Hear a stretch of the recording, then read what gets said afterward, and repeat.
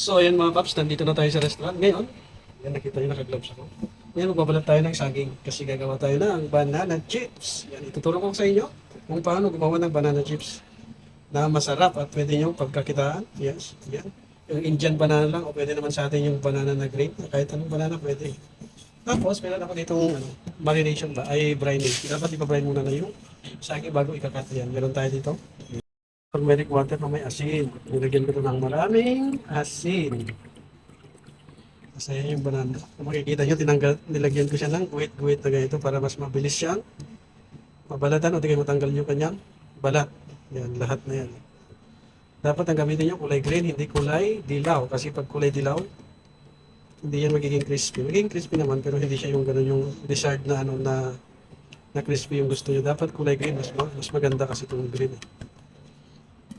Yes. Yan, magbabalat tayo. Ilalagay natin siya dito sa turmeric water na may asin.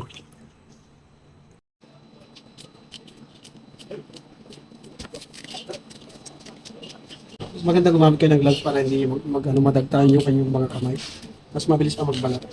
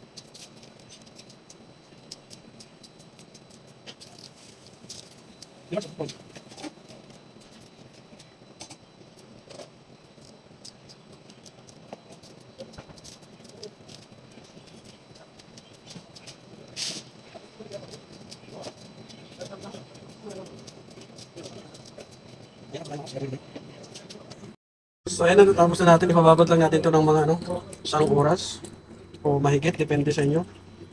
Inulit ko, mas maganda kapag green yung ginagamit yung pang banana chips para mas maganda yung kanyang pagkaka-crispy. Depende sa inyo. Kung gusto niyo naman yung dilaw para manamis-namis. Pero ito kasing green na to, manamis-namis na green to. Ang tawag dito sa saging na to is Indian banana. Kasi galing to sa India. Pero pwede naman tayong gumamit yan sa Pilipinas yung saging natin. So yan lang, bababad lang natin ito ng isang oras, mahigit. Saka natin siya ipiprito mga paps.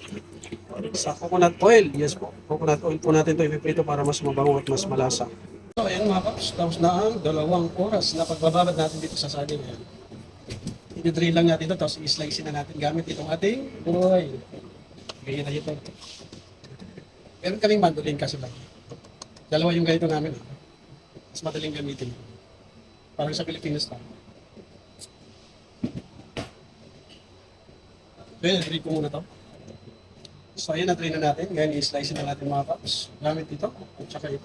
Ating, mapakita ko sa inyo paano mag-slice.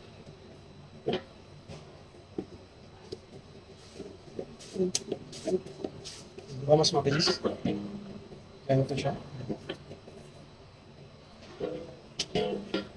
Slice natin ulit.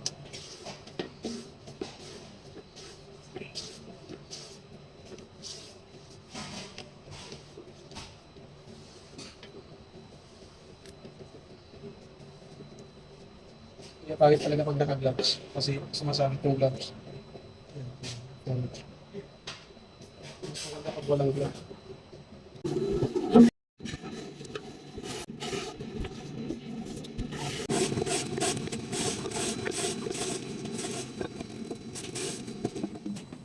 Ito na yung ating gagawing banana chips mga paps. Nakikita nyo, ayan.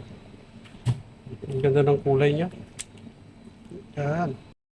So ay maglalagay na tayo ng coconut oil. Malabas.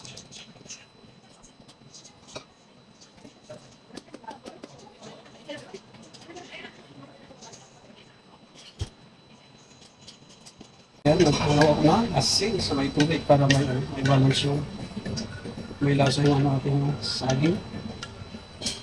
Para hindi lang siya matamis, may alat din.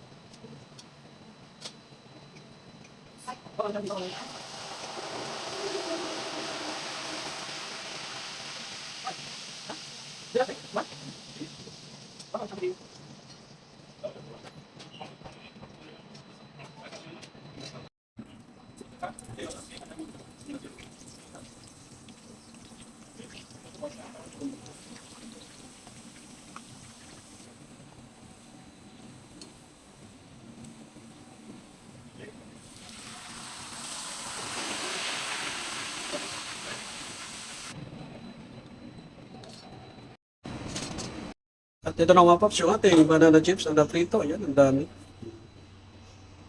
Yes po, yan po mga paps. So, yan lang po. So, yan po nagtatapos yung ating pagpiprito ng banana chips. Ayan. Salamat po sa mananood. Hanggang sa muli. Follow for more. Thank you. Bye-bye.